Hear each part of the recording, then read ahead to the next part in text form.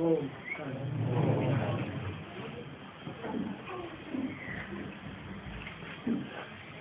4 जुलाई 1968 का प्रातः क्लास है।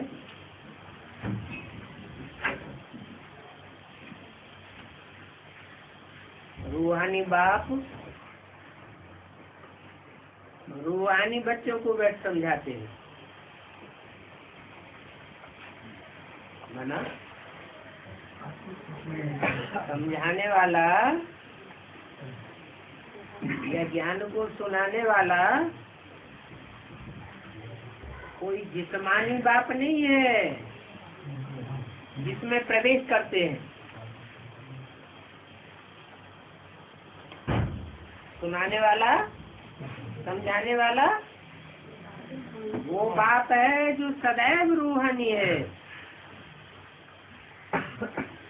और समझाते भी किसको है? ये अभिमान में रहने वाले बच्चों को नहीं समझाते हैं, वो समझेंगे भी नहीं। जो रूहानी स्टेज में रहने वाले हैं उनको समझाते हैं।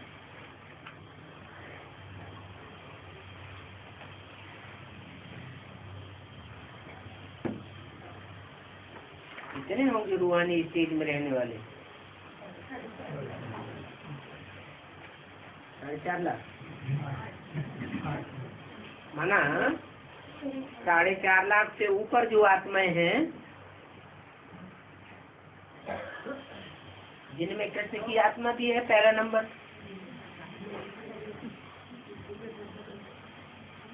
वो रूहानी स्टेज नहीं धारण करती है? करती तो है,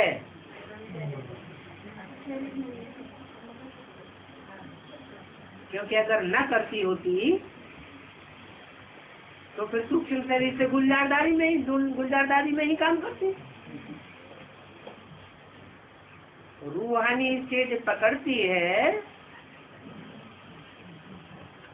तो जरूर रूहानी बच्चों के संग के रंग में भी आती है।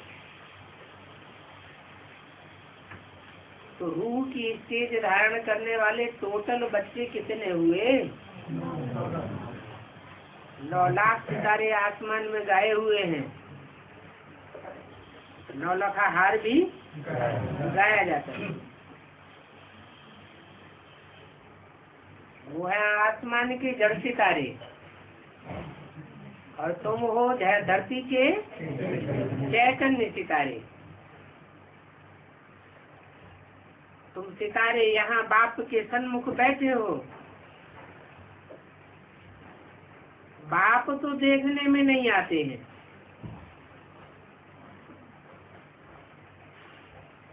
सितारों का जो बाप है, चैतन्य सितारों का बाप, वो इन आँखों से देखने में नहीं आते हैं।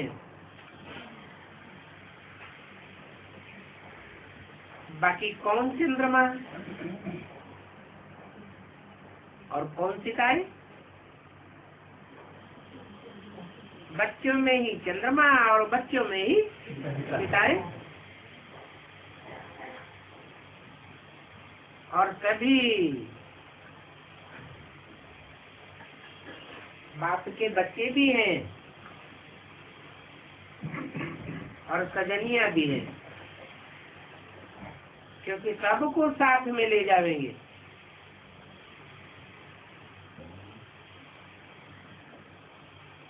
फिर भी साधन देखने में नहीं आता है, हाँ बुद्धि से समझा जाता है।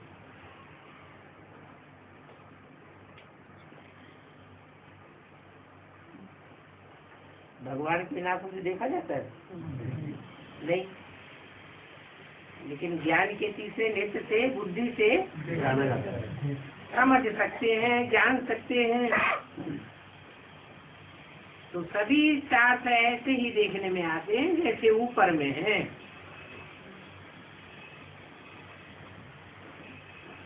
ये धरती की सितारे भी जो भी मानवीय शक्ति है, उस शक्ति में ऊंची स्टेज में रहने वाले हैं, क्योंकि ऑलराउंड पार्ट बजाने वाले हैं। कोई माँ के सन्मुख अच्छे चमकते हैं, कोई कम चमकते हैं, कोई कहाँ दिखाई पड़ते हैं, कोई कहाँ। और तुम बैठे भी ऐसे हो, देखने में भी ऐसे आता है। कोई सितारे तो बहुत दूर दूर चमकते हैं और कोई नजदीक में भी चमकते हैं, कोई कम चमकते हैं, इसलिए तुमको कहा जाता है ज्ञान सितारे। क्योंकि ज्ञान और योग में कोई कोई बहुत सीखे होते हैं, कोई कम सीखे होते हैं। आत्माओं को भी देखा नहीं जाता है। आत्मा शरीर से निकलती है तो देखी जाती है क्या? फिर आत्माओं को समझा जाता है।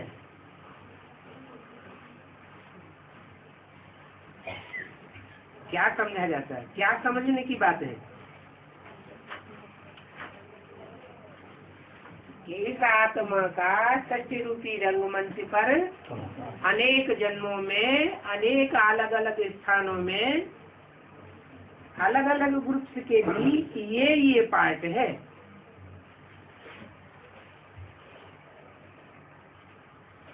बाकी सभी सितारे नजदीक तो नहीं है। जो जाति चमकते हैं वो झट नजदीक में आ जाते हैं। कौन सी चमक है? ज्ञान की चमक में जो जाति चमकने वाले हैं वो नजदीक आ जाते हैं, झट देखने में आते हैं, क्योंकि बहुतों का कल्याण करते हैं ना। उन पर बात की भी नजर जाती है। हर एक सितारे खुद जानते हैं हम कहाँ तक सेवा करते हैं। और ये है रूहानी सेवा, ईश्वरीय सेवा है, जिस्मानी सेवा नहीं है। ईश्वर जो बेहद का बाप है वो बैठ समझाते हैं।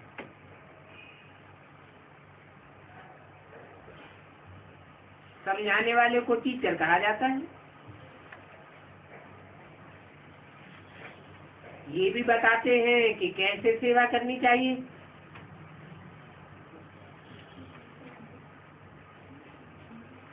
तीन प्रकार से सेवा की जाती है, मनसा, वाचा और कर्म। मनसा का नाम पहले क्यों लिया?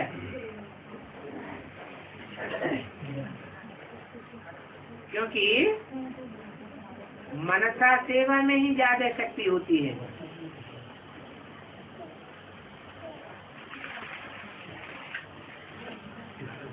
वाचा सेवा में उससे कम शक्ति होती है, और कर्मणा सेवा और ही जाति स्थूल होती है।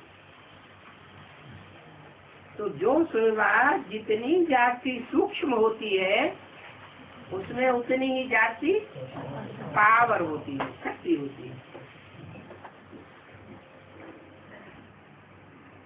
दिखने में भी आता है।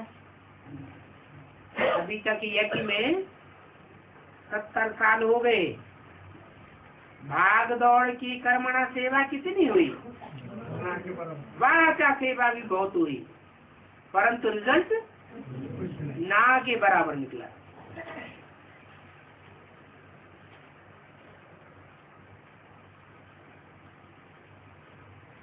कर्मणा सेवा और वाचा सेवा ये स्थूल सेवा है, परंतु आत्मा स्थूल है या सूक्ष्म है? तो असली सेवा तो तब होगी जब आत्मा में इतनी एकाग्रता की शक्ति आ जाए कि संकल्प किया और सिद्ध हुआ, तब मनसा सेवा सिद्ध होगी।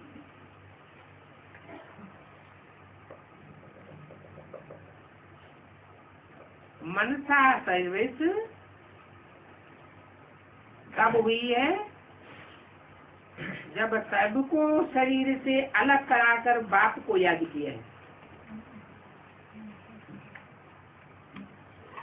इसके लिए स्टेज होनी चाहिए, मेरा तो एक बाबा दूसरा न कोई। और ये बहुत ही ऊंची बात है। क्या नीची बात क्या है? ढेरों में बुद्धि लटक जाना, ये आत्मा को नीचे ले जाएगा। और एक ऊंच से ऊंच में बुद्धि लटक जाए तो ऊंच से ऊंच जाएगा। और भारत में ही ये अक्षर है,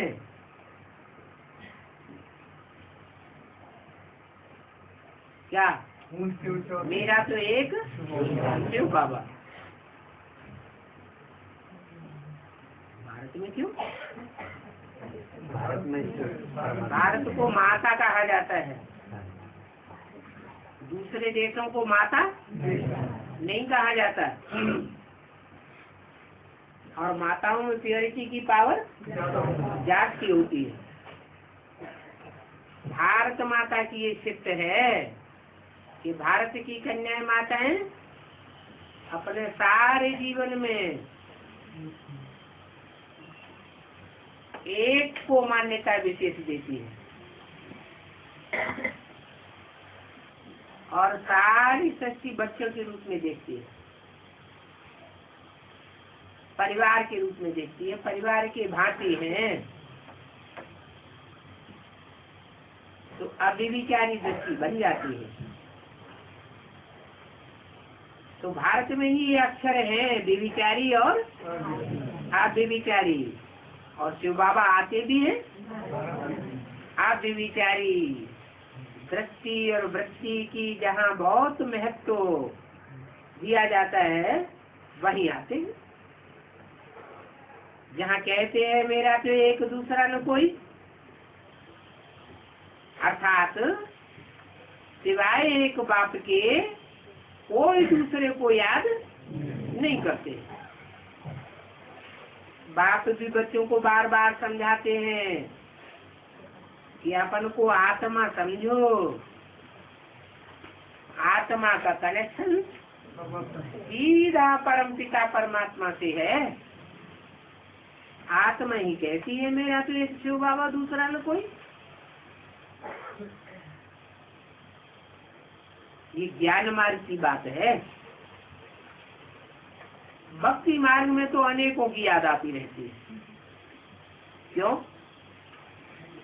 क्योंकि भक्ति आती है रावण से।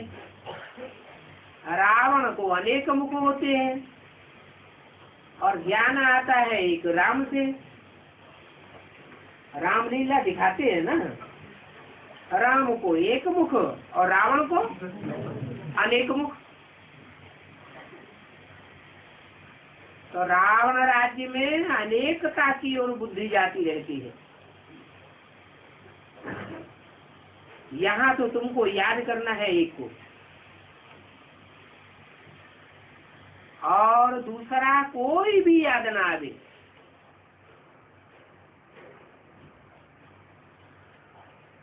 एक को याद करना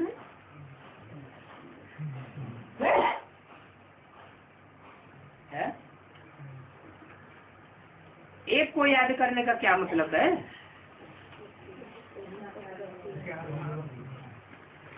एक बिंदी को याद करना। तो बिंदी बिंदी आत्माएं तो सब एक जैसी दिखाई पड़ेंगी। एक तो साबित तब होगा जब वो एक सुप्रीम सोल कोई पार्टिकुलर पार्टिकुलर व्यक्ति में प्रवेश करे और प्रवेश करके स्पेशल पार्ट बजाए, जो पार्ट और मनुष्य आत्माएं नहीं बजा सकती। तो एक याद आए दूसरा कोई याद ना आए, माने एक के जो कर्म है वो ही याद आवे, औरों के ऐसे कर्म हुए ही नहीं तो वो याद ना आवे। तो उसका अर्थ भी अच्छी रीति समझना है। याद किसको किया जाता है? किसी ने कोई बहुत अच्छा काम किया होगा तो वो याद आता है, जिससे बहुत प्राप्ति हुई होती है, बहुत जिससे सुख मिलता है वो याद आता है। तो भगवान तो गाया ही जाता है सुख का सागर, और सारी दुनिया उस सुख के सागर को याद करती है।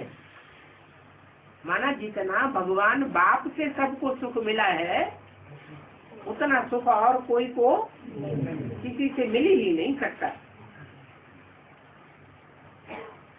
तो पक्का करना है कि पिछाड़ी में जब शरीर छोड़े तो एक बात के सिवाय और कोई भी याद ना आवे। एक बाप की ही वाचा याद आवे, एक बाप की ही कर्मणा याद आवे, और एक बाप की दृष्टि वृत्ति वाइब्रेशन में शरीर छोड़े, कोई भी याद ना आए। अपने शरीर तक की भी याद ना आवे। आत्मा का जो ये देह है, ये देह भी याद, देह की संबंधियों को याद आने की तो बात ही दूर हो गई, फिर बाकी तो कुछ रहा ही नहीं। कहते भी हैं आप मुए तो मर गई दुनिया। अब आप मुए का मतलब कोई आत्मा तो मरती नहीं, शरीर मरता है। माना देह भान से मर गए तो समझ लो ये पुरानी सारी दुनिया से निवृत्ति हो गई। अगर शरीर छोड़ा तो खलास हो जाता है। तो बाप यहाँ शरीर छोड़ना नहीं सिखाते, शरीर के भान से परे जाना सिखाते। तो ऐसे तुम बच्चों को बाप को याद करना है, जो शरीर की भी वासना मिट जावे।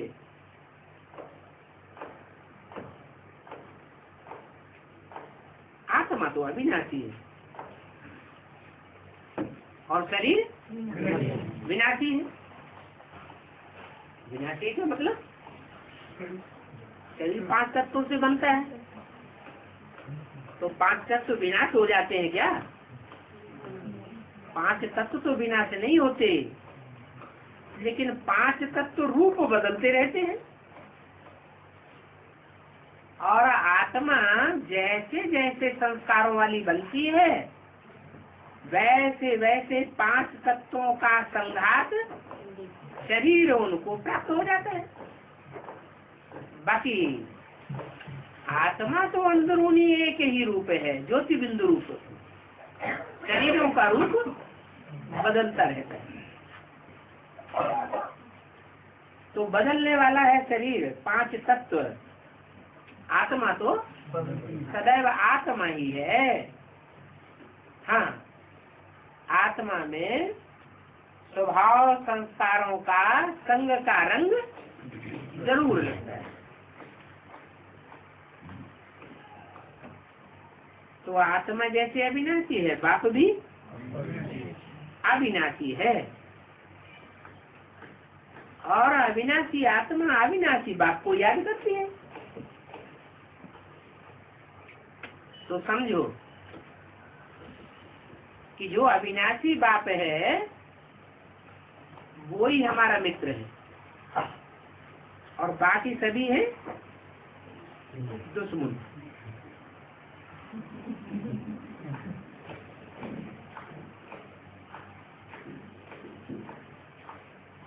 अविनाशी बाप मित्र है।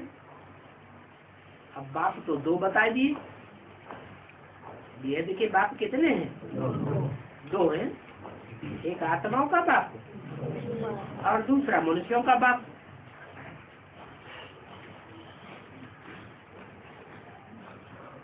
उनमें अविनाशी किसको कहें और विनाशी किसको कहें? है? जो मनुष्य आत्माओं का बाप है उसे विनाशी कहें या अविनाशी कहें? वो भी तो ऑलराउंड पार्टधारी है। इस सृष्टि पर सदा कायम कोई नहीं।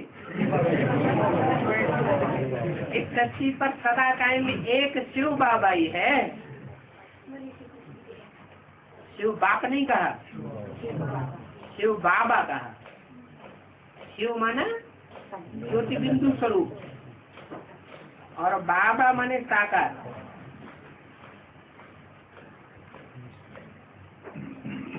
सदा कायम का मतलब ये हुआ कि सृष्टि के आदि से लेकर के अंत तक जो पार्ट बजता है उसमें आत्मिक स्थिति की परसेंटेज खलास नहीं होती। एक ही ऐसा ऑलराउंड पार्टधारी है, हीरो पार्टधारी। इसलिए उसमें शिव बाप प्रवेश करते हैं मुकर्रर रूप से। इसलिए बताया कि एक बाप ही तुम्हारा मित्र है और बाकी सब है दुश्मन। जैसे रावण दुश्मन है वैसे सभी दुश्मन है। सारी दुनिया कौन संप्रदाय बन गई? रावण संप्रदाय बन गई। ये शरीर भी तुम्हारा दुश्मन है। कैसे? बीमारियां आदि आती रहती है ना, तो दुश्मन हुआ ना। बीमारी शरीर में आती है तो दुख अनुभव होता है या सुख अनुभव होता है? दुश्मन दुख देते हैं और दोस्त दुख देता है। तो इन दुश्मनों को देखना नहीं है। क्या चाहे अपने शरीर हो चाहे पराये शरीर हो, दुश्मन बैठे।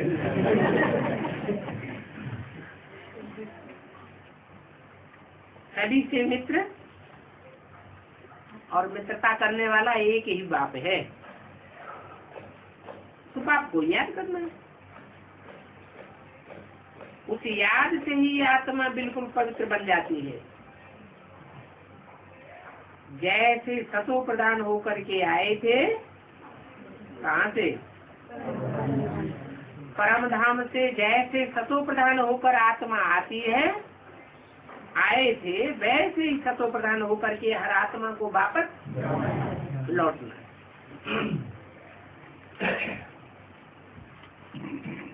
जो जहाँ से आता है वहाँ उसे वापस भी लौटना पड़ता है। यहाँ सब अपने अपने घरों से आए हैं तो कहाँ लौटेंगे? अपने अपने घर में ही वापस जाएंगे। हर चीज का अपना एक साइकिल है। आत्मा का अविनाशी साइकिल है। जो साइकिल आत्मा में जिसमें जैसे जैसे भरा हुआ है वो अपना राउंड लगाती रहती है। और ये सिर्फ आत्माओं की ही बात नहीं है। 5 तत्वों में जो भी अणु हैं उन सब अणुओं का एक साइकिल है। जहाँ से शुरू होता है लास्ट में जाकर के वही पहुंचता है। इसलिए कहते हैं ये शशि चक्र कितने साल का है? 5000 साल का है। 5000 साल के शशि चक्र में आधा है सुख का टाइम और आधा है दुख का टाइम। तो जो जहाँ से आता है वहाँ उसे वापस जरूर लौटना पड़ता है। तो अभी तुमको ज्ञान मिला है कि हमको वापस जाना है। कहाँ जाना है? बाप के घर जाना है, बाप के पास जाना है। तो अब भटकना नहीं है। क्या भक्ति मार्ग में क्या होता आया? भटकती रही आत्माएं। तो द्वापर युग से तो बहुत भटक गई। कोई इस्लाम धर्म में गिरी, कोई क्रिश्चियन धर्म में गिरी, कोई कहाँ कोई कहाँ। मंदिर मस्जिद गिरजाघर गुरुद्वारे कहाँ कहाँ भटकते रहे, तीर्थों में भटकते रहे, मिला तो कहीं भी नहीं। अभी भटकना नहीं है। क्यों? क्योंकि अभी हमें बाप का पक्का परिचय मिल चुका है। तो आत्मा को अब बाप से मंत्र लेकर के जाना है। मंत्र है ही, इसे महामंत्र कहा जाता है। मन मना भव, मत माने मेरे, मना माने मन में, भव माने समाज। अर्थात मेरे मन की जो स्थिति है वही तेरे मन की स्थिति हो जाए। मेरे मन की स्थिति क्या है?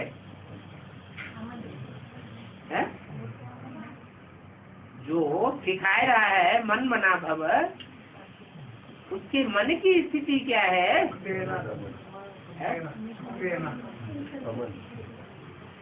उसके मन की स्थिति है निसंकल्प।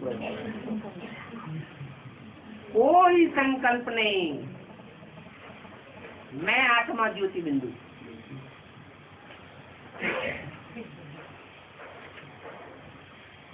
सब चिंताओं से बुद्धि दूर हो जाए। कुछ भी प्राप्ति की इच्छा न रहे। पाना था तो पा लिया। तो ये महामंत्र लेकर के जाना है। इसको कहा जाता है माया पर जीत पाने का मंत्र। नहीं तो माया कहाँ कहाँ बुद्धि को भटकाती रहती है। देह के अंगों में बुद्धि भटकती है, देह के संबंधियों में बुद्धि भटकती रहती है, देह के पदार्थों में बुद्धि भटकती रहती है। तो बुद्धि न भटके उसके लिए कौन सा महामंत्र दिया? मन मना भव। जो बाप के मन की स्टेज है वो मेरी भी स्टेज बन जाए।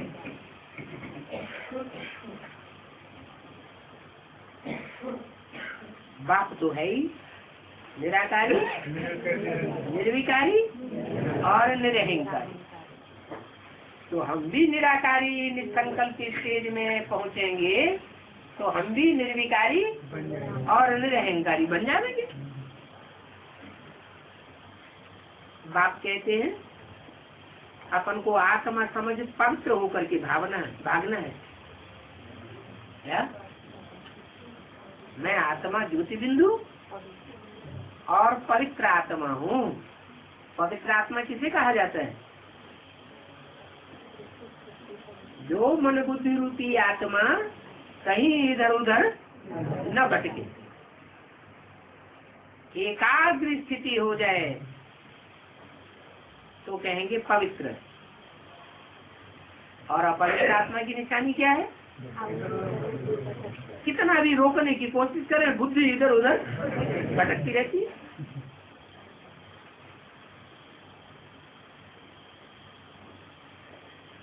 आखिर कितनी भटकेगी? है? 63 जन्मों से भटकना शुरू हुआ है, द्वापर युग के आदि से। और उसमें भी देव आत्माएं तो कहाँ कहाँ कितने कितने धर्मों में भटकती रही। भारतवासी दूसरे दूसरे धर्मों में कन्वर्ट होते रहे। तो भटकने की आदत पड़ी हुई है 63 जन्मों से। ये भटकना बंद हो जाए तो इंतहा है क्या? 63 जन्मों का जो हिसाब किताब है आत्माओं के साथ, जो जो जहाँ जहाँ जिस देश विशेष में जिस व्यक्ति विशेष के साथ हम आत्मा ने संबंध का पार्ट बजाया है, संग का रंग लगाया है, वो अभी शूटिंग पीरियड में रील में आवेंगी जरूर। संकल्पों में आवेंगी, स्वप्न में आवेंगी। उनका काम है आना और हमारा काम है बनाना। क्योंकि अब तो हमें ठिकाना मिल गया ना। भक्ति मार्ग में तो कोई पक्का ठिकाना था ही नहीं। गुरु लोग बिलमाते रहे, भटकाते रहे। गुरु लोग खुद भी अंदर से समझते थे कि हम भटके हुए हैं, फिर भी दूसरों को भटकाते रहे। अब तो हमें पक्का ठिकाना मिल गया। तो आत्मा को पवित्र होकर के भागना है। देह सहित देह के जो भी संबंध हैं, इन सब को भूलने का प्रयास करना चाहिए जरूर। क्या अपनी देह और देह के संबंधित जो भी देहधारी है, कितने भी प्यारे संबंधी क्यों न हो और कितने भी जन्म के संबंधी क्यों न हो, वो सब हमारे दुश्मन हैं। अंत तक कोई भी याद ना आए। अंत तक माने कब तक? जब तक आत्मा को वापस जाने का टाइम आए, तब आत्माओं की बारात जावेगी ना। शिव की बारात गाई हुई, तो अंत तक कोई भी याद ना आवे। यही मेहनत है।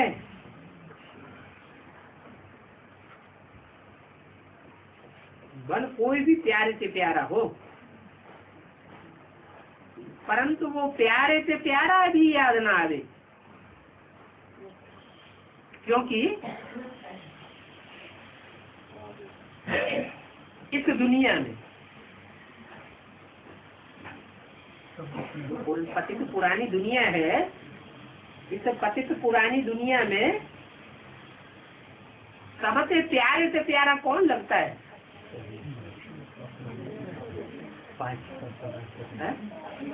पति प्यारा लगता है, बाप प्यारा लगता है, कौन प्यारा लगता है? अपने शरीर से सबको बहुत प्यार है।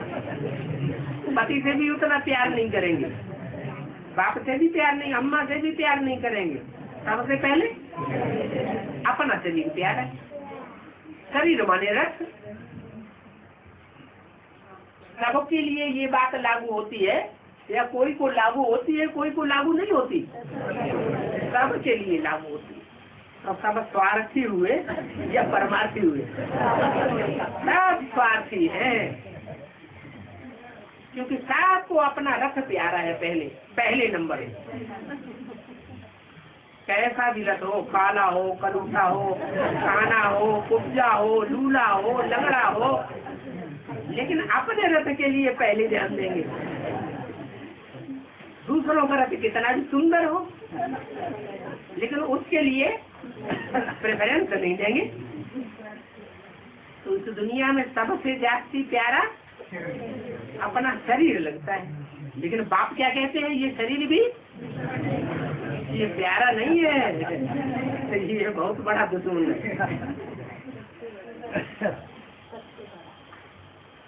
फिर कौन प्यारा होता है? शरीर के बाद फिर प्यार होता है बाप से अथवा पति से। बच्चा है तो बच्चे को सबसे जास्ती लगाओ अपने बाप से लगेगा क्योंकि वर्षा मिलना है। और कन्याएं माताएं हैं तो उनको अपना पति सबसे जास्ती प्यारा होता है कि बाप प्यारा होता है? पति बहुत प्यारा होता है। तो ये दो सबसे जास्ती प्रिय होते हैं। कौन कौन? एक तो अपना शरीर और कन्या माताएं हैं तो पति और पुरुष है तो बाप।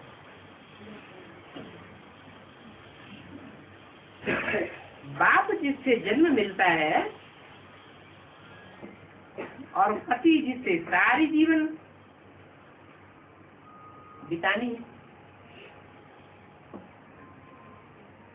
जिससे जन्म मिलता है उससे वर्षा भी मिलता है। तो ये संबंध बहुत ही लवली होते हैं। परंतु इनके होते हुए भी भक्ति मार्ग में किसको याद करते हैं? कोई को पति होता है या कोई को बाप भी होता है, अपना शरीर तो होता ही है, तो इनके होते हुए भी किसको याद करते हैं? भगवान को सब याद करते हैं। हाँ, एक अंतर पड़ गया भक्ति मार्ग और ज्ञान मार्ग में। भक्ति मार्ग में भी सब याद करते हैं भगवान को, ज्ञान मार्ग में भी भगवान को सब याद करते हैं। फिर अंतर किस बात का है?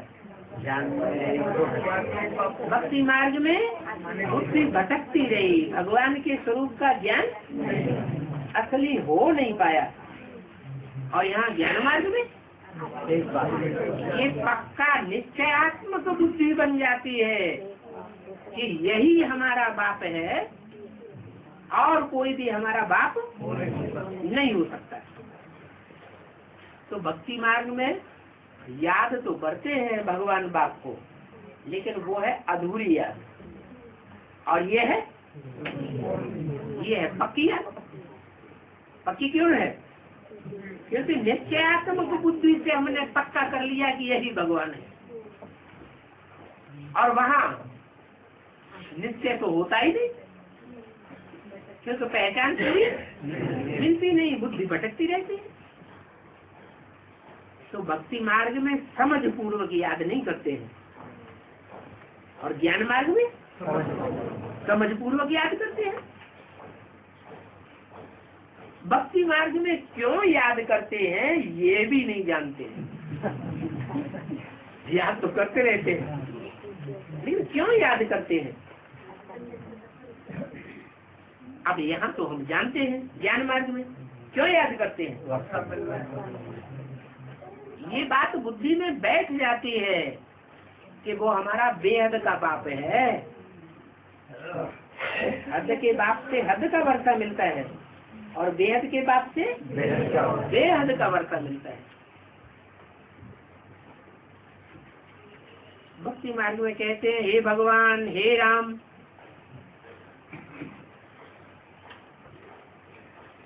कहते हैं ना।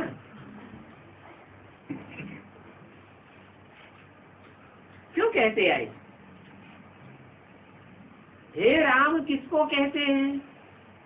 हे भगवान किसको कहते हैं? उसका एग्जैक्ट फीचर क्या है, चेहरा मोहरा क्या है, वो किसी को पता होता है? चित्रकारों ने एक चित्र बना दिया तो उसको रामबन समझ लिया, दूसरे चित्रकारों ने दूसरा चित्र बना दिया, चेहरा बना दिया तो उसको समझ लिया। तो किसको कहते हैं कुछ भी पता नहीं।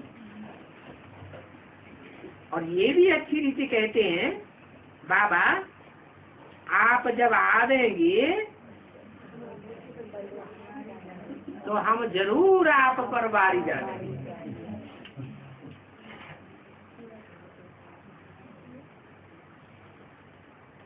बाबा आप आवेंगे तो हम आपके ही बनेंगे और कोई काम नहीं बनेंगे। ये भी नहीं जानते हैं भक्ति मार्ग में कि बाप के उसे एग्जैक्ट स्वरूप की याद करने से ही हमारे पाप भस्म होंगे। और रूपों को याद करेंगे तो पाप बढ़ सकते हैं, लेकिन भस्म नहीं होंगे।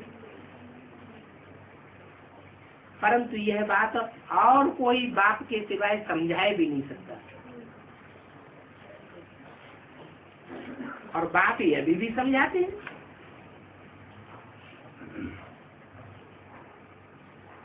वो है पुण्यात्माओं की दुनिया और ये है पापात्माओं की दुनिया। वहां पाप होता नहीं है।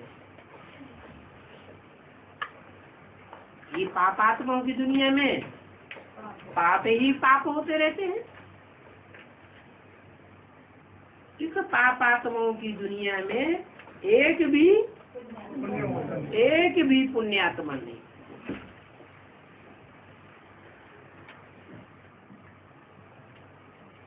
पुण्यात्मा पापात्मा कहा तो जाता है ना, ये कैसे कह दिया कि यहाँ इस पुरानी दुनिया में एक भी पुण्यात्मा नहीं है? इसका प्रूफ क्या है?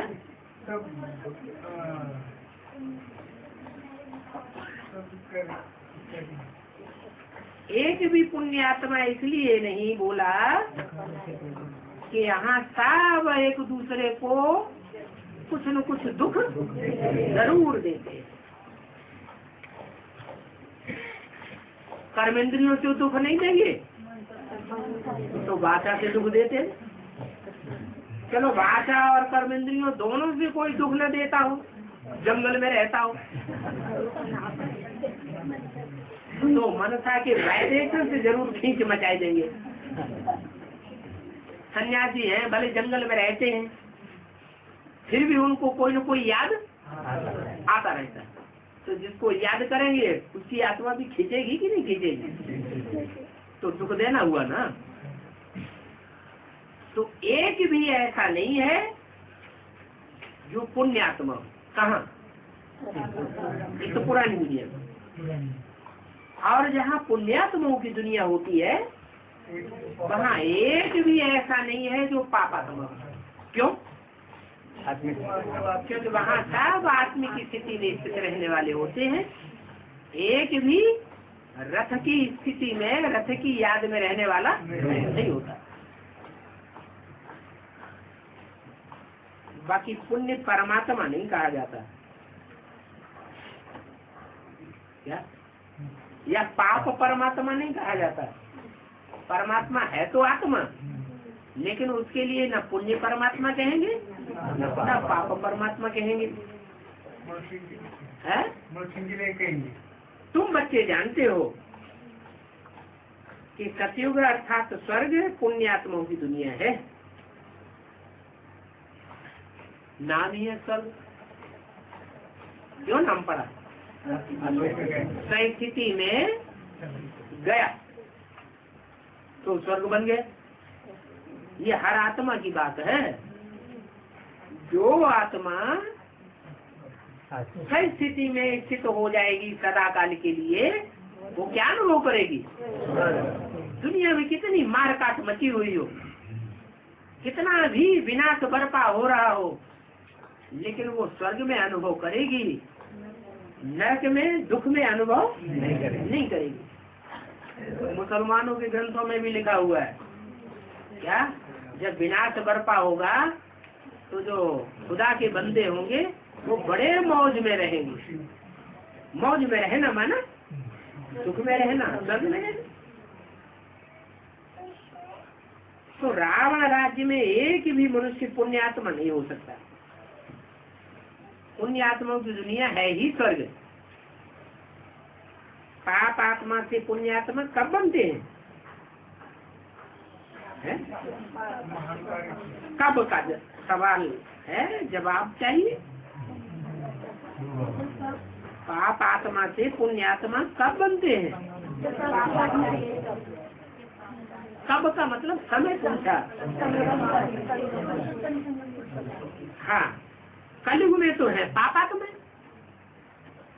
और कलयुग के बाद होता है सतयुग, वहाँ होती है पुण्य आत्मा। तो जब पुरुषार्थ करने वाला समय आवे, कराने वाला समय आवे, पुरुषार्थ कराने वाला भी आवे, तब ही हम पुण्यात्मा बने। जो पुरुषार्थ कराने वाला है वो स्वयं सदा काल का पुरुष होगा, या रथ धारण करने वाला रथी होगा। पुरुष कहा ही जाता है उसे जो शरीर रूपी पुरी में आनंद करता हो सदैव। इस रावण राज्य की दुनिया में तो कोई ऐसी आत्मा होती नहीं जो शरीर रूपी पुरी में भी निवास करती हो और सदैव आनंद का अनुभव करती हो। एक शिव बाप ही इस दुनिया में जब आता है तो चाहे पतित तन में आवे और चाहे पतित शरीर में आवे, लेकिन आनंद ही अनुभव करता है। वो सदा सुख का सागर गाया जाता है, जिसकी याद से हम पावन बनते हैं, सुख धाम में पहुंचते हैं। तो ऐसा पुरुषार्थ कराने वाला जब आवे तब हम पुण्यात्मा बने। और बाप जो ऐसा पुरुषार्थ कराने वाला है ना पापात्माओं की दुनिया में आता है। क्या पापात्माओं की दुनिया में नहीं आता, द्वापर कलयुग में नहीं आता, और न पुण्यात्माओं की दुनिया में आता है, सतयुग त्रेता में भी नहीं आता। वो आते ही तब हैं। कब आते हैं? संगम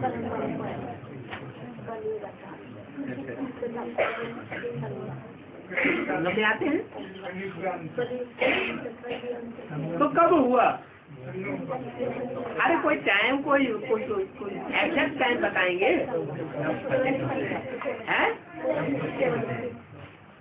बाप आते ही तब है जब कलयुग का अंत और सतयुग का आदि होता है। तो अंत 500-700 करोड़ के लिए हो जाएगा।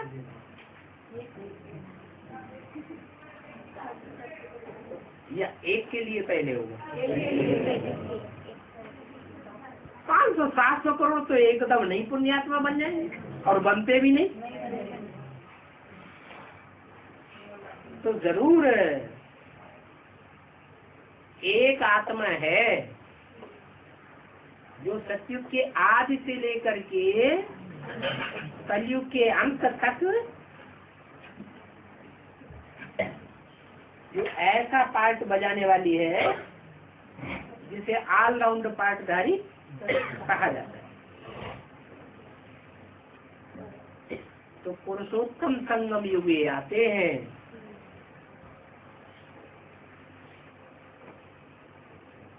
उस टाइम को पुरुषोत्तम संगम युग नाम क्यों दिया? सन 75 को क्यों नहीं पुरुषोत्तम संगम युग टाइम दिया, या 36 से लेकर के 75 तक पुरुषोत्तम संगम युग नाम क्यों नहीं दिया? क्योंकि पुरुषों में उत्तम प्रत्यक्ष ही नहीं होता। जो भी पुरुष मात्र हैं उनमें उत्तम पाठधारी कौन है, ये बात साबित नहीं होती। कोई कहे ब्रह्मा है, तो ब्रह्मा होता तो उसके मंदिर होते, पूजा होती, मूर्तियां बनती, लेकिन ब्रह्मा का तो मंदिर भी नहीं, मूर्तियां भी नहीं, पूजा भी नहीं। तो जरूर उत्तम से उत्तम पाठधारी ब्रह्मा नहीं है। जो उत्तम से उत्तम पाठधारी होगा उसका तो जरूर गायन होना चाहिए पुरुषोत्तम। और वो एक ही व्यक्ति गायन होता है, नारायण। पुरुषों में उत्तम पाठधारी नारायण को कहा जाता है पुरुषोत्तम, और तो कोई को पुरुषोत्तम नहीं कहा जाता। और उस पुरुषोत्तम की ये विशेषता है पाठधारी की कि दुनिया में और सबकी ग्लानि है, 33 करोड़ देवताओं की भी ग्लानि है, भगवान की भी ग्लानि कर देते हैं, लेकिन पुरुषोत्तम की शास्त्रों में कोई ग्लानि नहीं है। तो बाप ऐसे पाठधारी में जैसे ही आते हैं वैसे ही पुरुषोत्तम युग शुरू हो जाता है। तो बाप आकर के पुण्यात्मा बनाते हैं। कौन सा बाप? सुप्रीम सोल बाप आते हैं। कहाँ से आते हैं? आत्माओं के लोक से आते हैं। और किस में आते हैं? जो पुरुषों में उत्तम पाठधारी पुरुषोत्तम है उसमें जब आते हैं और उसको पाप आत्मा से पुण्यात्मा बनाते हैं, बनाने के लिए आते हैं। जब नंबरवार पुरुषार्थ अनुसार पुण्यात्मा बन जाते हैं तब बाप पापात्माओं की दुनिया खत्म कर देते हैं। ऐसे नहीं है कि 7 पुरुषोत्तम पुरुषों में उत्तम उत्तम सभी बन जाएंगे, नहीं, नंबरवार 1 नंबर से लेकर के और कितने 9 लाख पुण्यात्मा है। और नहीं है, त्रेता के अंत में जो आत्मा जन्म लेगी अंतिम जन्म में वो पापात्मा होगी, वो पुण्यात्मा होगी। तो जब नंबरवार पुरुषार्थ अनुसार पुण्यात्मा बन जाते हैं तो पापात्माओं की दुनिया खत्म कर देते हैं। पुण्यात्माओं की दुनिया की स्थापना हो जाती है। इसको कहा जाता है नई दुनिया। अभी तुम सब पुरुषार्थी हो। किसके अर्थी हो? पुरुष अर्थी। अर्थ माने लिए। किसके लिए हो? शरीर के लिए नहीं हो, रथ के लिए नहीं हो। तुम जो भी कर्म करते हो वो किसके लिए करते हो? पुरुष माने आत्मा। इस शरीर रूपी पुरी में चयन करने वाली आत्मा है, उसके लिए तुम कर्म करते हो। सोचते हो किसके लिए? आत्मा के कल्याण के लिए। मुख से वाचा निकालते हो किसके लिए? आत्मा के कल्याण के लिए। और कर्मेंद्रियों से जो भी कर्म करते हो शरीर के सुख के लिए नहीं होना चाहिए। किसके लिए? आत्मा के कल्याण के लिए। तो अभी तुम पुरुषार्थी हो। इस समय ही बाप को तुम याद करते हो। तुम जानते हो बाप आते ही है पुरुषोत्तम संगम युग पर। साधारण संगम में नहीं आते। सतयुग त्रेता के संगम पर, द्वापर कलयुग के संगम पर, या त्रेता द्वापर के संगम पर आ जाए, नहीं। कब आते हैं? जब पुरुषों में उत्तम बनने वाले नंबरवार प्रत्यक्ष होते हैं। कब से प्रत्यक्ष होते हैं? जो मुरली में बोला लक्ष्मी नारायण का जन्म कब हुआ? आज से 10 वर्ष कम 5000 वर्षों में 66 की वाणी है। तो साबित हो जाता है कि 76 में पुरुषों में उत्तम बनने वाली आत्मा प्रत्यक्ष हो जाती है ब्राह्मणों की दुनिया में। तो सभी उनको याद करते हैं क्योंकि दुखी हैं। आपदाएं सामने खड़ी हुई हैं, और याद भी कौन करते हैं? पुण्यात्मा या पापात्मा? पापात्मा ही याद करती है। पुण्य आत्माओं को तो बाप को याद करने की दरकार ही नहीं है। ये है पापात्माओं की दुनिया। तुम पुरुषार्थ कर रहे हो पुण्य आत्माओं की दुनिया में जाने के लिए। अभी कहाँ है? पाप आत्माओं की दुनिया में पड़े हुए हैं और खुद भी क्या है? पाप आत्मा है। बाप कहते हैं तुमने जो भक्ति मार्ग में अंजाम किया है, क्या बाबा हे भगवान आप जब आवेंगे तो हम आप पर बाहर ही जावेंगे। अच्छा बाहर ही तो जावेंगे, लेकिन भक्ति मार्ग में याद क्यों करते हैं? जब मालूम ही नहीं है तो याद किसको करते हैं? इससे साबित होता है कि नहीं आया है तभी तो कहते हैं कि आप पर बारी जावेंगे जब आप आवेंगे। माने असली रूप में भक्ति मार्ग में मिला ही नहीं, और जब असली रूप में मिलेगा तो हम आप पर बारी जावेंगे। तो जो अंजाम किया है भक्ति मार्ग में 63 जन्मों में, वो अंजाम अब पूरा करना चाहिए ना। बारी जाने का मतलब क्या है? भक्ति मार्ग में जैसे थाली में रख करके सर के ऊपर घुमाए देते हैं, बस वो बारी जाना हो गया है। बारी जाने का मतलब तन से पूरा अर्पण।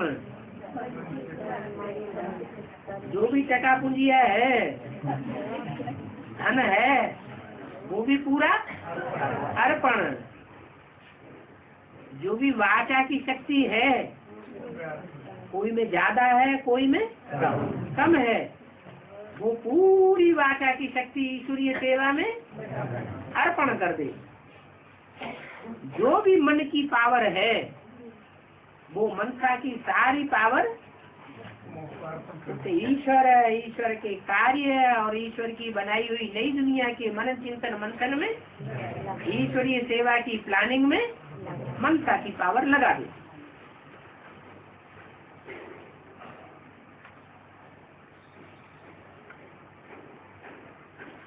तो बोला कि तुमने जो इंतजाम किया है कि आप आवेंगे तो हम बाहर ही जाएंगे।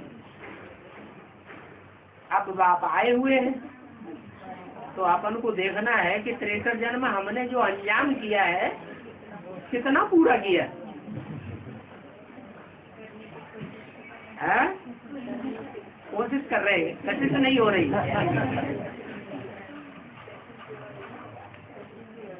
कोई अंजाम करे, प्रतिज्ञा करे और प्रतिज्ञा पूरी करने में 70 साल लगा दे तो धोखेबाज कहेंगे, दगाबाज कहेंगे या नहीं कहेंगे? नहीं कहेंगे। क्यों? कर रहे हैं, मरते मरते करते ही रहेंगे।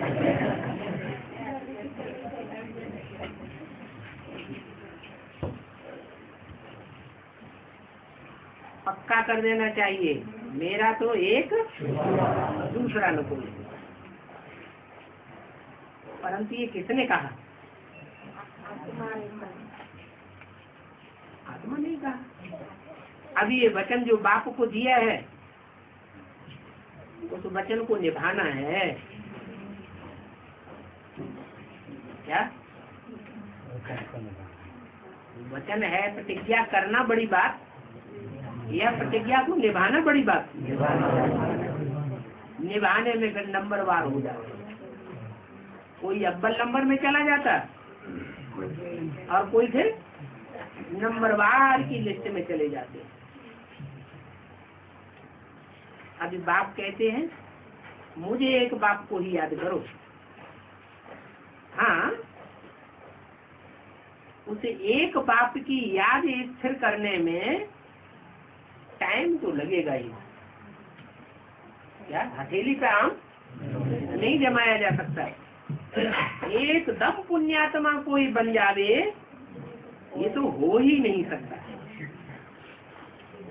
कि बाप का परिचय मिला, निश्चय हुआ, और एकदम कोई पाप आत्मा से पुण्यात्मा बन जावे, कोई भी नहीं बन सकता। चाहे नंबर 1 में कोई आने वाला ही क्यों न हो, क्या नारायण का पार्ट बजाने वाली ऑलराउंड पार्टधारी हीरो आत्मा ही क्यों न हो, जिसने 84 जन्म लिए हो पूरे,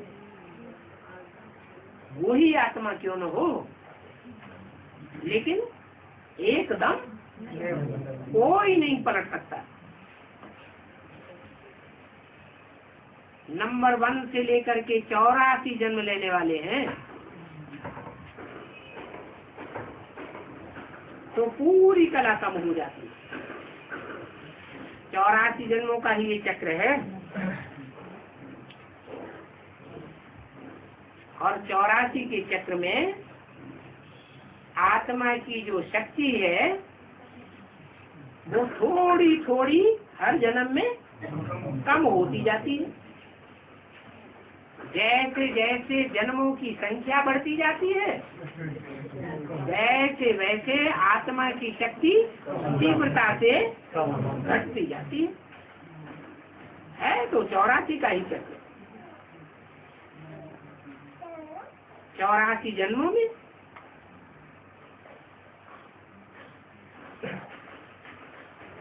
जो भी 84 जन्म हैं, उन 84 जन्मों में बाप को जानते ही जानते हैं। 84 जन्मों में बाप को जानते ही नहीं। कब जानते हैं? जब 84 जन्म पूरे होते हैं तब बाप की पहचान होती है। तो देखो,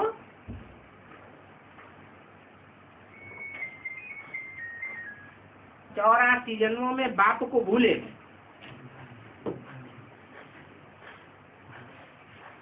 अपनी आत्मा के स्वरूप को भूले, जो आत्मा का स्वरूप तो बाप का स्वरूप, तो दुख मिलना शुरू हो जाता है। फिर हर एक जन्म में कुछ न कुछ डिग्री कम होती जाती है। वहां नई दुनिया में तो एकदम पवित्र आत्मा होती है। फिर प्योरिटी, पीस और प्रॉस्पेरिटी कुछ न कुछ कम होती जाती है। फिर जब रावण राज्य होता है तो फिर तेजी से आत्मा की शक्ति क्षीण होती रहती है। क्यों क्षीण होती है? तेजी से क्षीण होने का कारण क्या हुआ? संकरण। क्यों? देवताएं संग में नहीं रहते थे, जंगल में रहते थे, अकेले रहते थे क्या? है? राधा कृष्ण की दृष्टि नहीं लेता था। राधा और कृष्ण की आत्मा की पावर एक समान थी या कुछ अंतर था? तो संग में, वहाँ संग में नहीं आते क्या? लेकिन के बाद देवता भी तो अज्ञानी होते हैं। देवता ज्ञानी होते हैं क्या? देवता भी अज्ञानी होते हैं। भक्ति मार्ग से हाँ, नहीं, देवता सुख तो इंद्रियों से ही भोगा जाता है। राधा कृष्ण को देखती है, कृष्ण राधा को देखता है, तो बिना इंद्रियों के सुख मिल जाता है क्या? इंद्रियों से ही तो सुख मिलता है। हाँ, सत्य को त्रेता में 6 इंद्रियों से सुख लेते हैं, और द्वापर कलयुग में 10 इंद्रियों से सुख लेते हैं। उसमें भी कोई विविचारी होते हैं और कोई अविविचारी। जैसे ही द्वापर शुरू होता है, विविचारी धर्म की आत्माएं परम धाम से उतरना शुरू होता। उनकी बुद्धि में है ही नहीं कि ऐसी भी दुनिया होती है जहाँ कृष्ण की दृष्टि राधा में और राधा की दृष्टि सिर्फ कृष्ण में ही डूबेगी और किसी में नहीं डूबी। ऐसी अभी विचारी दुनिया होती है, ये बात उनकी बुद्धि में ठहरती नहीं। तो ऐसी आत्माएं जब विचारी वृत्ति और कृति फैलाने वाली ढेर की ढेर परम धाम से उतरती हैं, और उनके संग के रंग में देवात्माएं आती हैं तो तेजी से बदल जाता है। कलाई कम क्यों? एक तो सामान्य बात है। कोई मनुष्य को जीवन में एक पत्नी है और कोई मनुष्य को ढेर पत्नियां हैं, तो ज्यादा पतन किसका होगा? जिसकी ढेर पत्नियां है उसकी शक्ति ज्यादा क्षीण होती रहेगी, क्योंकि व्यभिचारी बन गया। भारत के राजाएं जब व्यभिचारी बने, ढेर की ढेर रानियां रखी, तो भारत का बहुत पतन हुआ। और जब पतन हुआ तो विदेशियों के आक्रमण हुए, आक्रमण में हारते रहे। द्वापर युग में तो इतने आक्रमण नहीं हुए थे। कब आक्रमण हुए? जब कलयुग में ज्यादा भारत के राजाएं व्यभिचारी बन गए, ढेर की ढेर रानियां रखने लगे, तो शक्ति क्षीण होती गई और हारने की आदत पड़ गई। तो जब रावण राज्य होता है तो जल्दी जल्दी नीचे उतरते हैं। उस समय पापात्माएं बहुत हो जाते हैं। क्या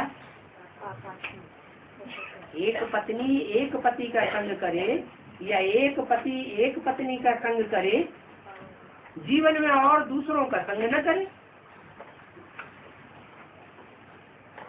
तो शकून रहता है। अगर पत्नी पति को छोड़ दे या पति पत्नी को छोड़ दे और दूसरी शादी रचा ले, तो पुराना याद आएगा या नहीं आएगा? जो पुराना सुख लिया है वो याद जरूर आएगा, और याद आएगा तो सताएगा। देहधारी की याद सताती है या नहीं सताती? जरूर सताती है। तो व्यभिचार से दुख बढ़ता रहता है। व्यभिचारी दुनिया को ही वैश्यालय कहा जाता है। अब व्यभिचारी दुनिया को, सतयुग और त्रेता को शिवालय कहा जाता है। शिवालय में होता है सुख और वैश्यालय में होता है दुख। सबसे जाति दुख वैश्याएं भोगती हैं। वैश्याएं जितनी, वैश्याओं के घर में जाओ, बड़े बड़े आलीशान उनके मकान भी होते हैं, आकर्षण करने वाले, पहनावा और आवा सब अच्छा, खान पान भी अच्छा, कोई भी प्रकार का दुख तो देखने में आता नहीं। फिर दुखी रहती है या सुखी रहती है? क्यों दुखी रहती है? क्योंकि अंदर में उनको ये दुख भासता है, क्योंकि पराधीन हुई पड़ी है। पराधीन सपने हूँ सुख नहीं। जो पराधीन होता है उसके स्वप्न में भी सुख अनुभव नहीं कर सकता। तो स्थूल सुखों से सुख नहीं होती आत्मा को। जो अंदरूनी सुख है वो बहुत भागता है, अंदरूनी दुख भी बहुत भागता है। तो व्यभिचार के कारण द्वापर कलयुग में पापात्माएं बहुत हो जाते हैं। किसी के दिल को दुख दिया तो पापात्मा बनेगी या दुख या पुण्यात्मा बनेगी? पापात्मा बनते हैं। पुरुष भी पापात्माएं बनते जाते और स्त्रियां भी पापात्माएं बनती जाती। तो सबसे कड़ा पाप है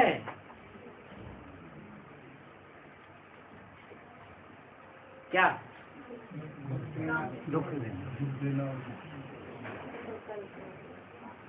सबसे कड़ा पाप है बाप को सर्वव्यापी कहना।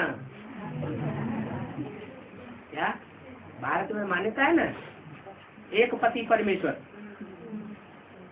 फिर दूसरी शादी कर ली तो दूसरा पति परमेश्वर, तो सर्वव्यापी हुआ या एक व्यापी हुआ? सर्वव्यापी हो गया। तो सबसे कड़ा पाप है सर्वव्यापी कहना, क्योंकि देह अभिमानी बन जाते हैं ना। गिरते गिरते अभी आकर के तुम्हारे 84 जन्म पूरे हुए। अभी तुम बच्चों की बुद्धि में बैठ गया है हम 84 के चक्र कैसे खाते हैं। 84 जन्मों के बाद सिर्फ पहला नंबर शुरू होता है? कब से पहला नंबर, पहला जन्म कब से शुरू होता है?